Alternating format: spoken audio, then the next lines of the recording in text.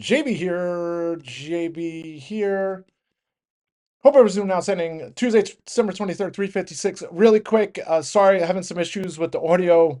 Not much to talk about anyway. Spies 688.02 here. Looks like we're going to close right at all-time highs. Crazy session today. I wouldn't say crazy.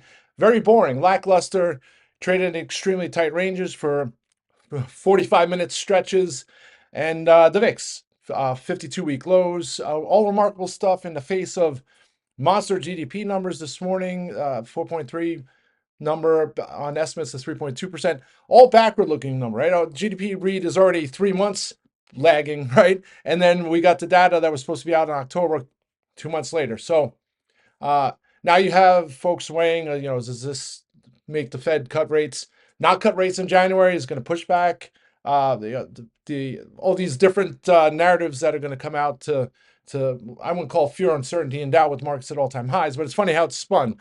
Negative GDP read back in the spring, and it was bad, and then a monster GDP read, and it's bad. So, I was hoping inline numbers. It looks like doesn't matter.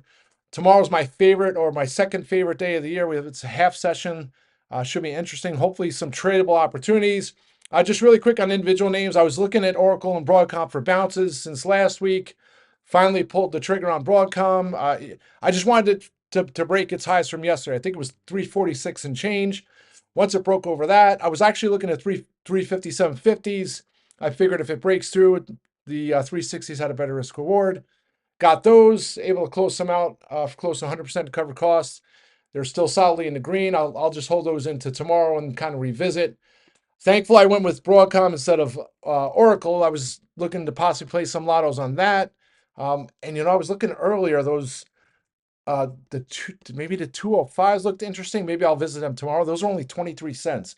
Uh, any crazy news, upgrade, catalyst, or what have you, and could be serious multi-baggers. But no sense in just trying to force any kind of trades, especially in an environment where the chop is, it's just going to kill premium. So I'll just sit on my hands there.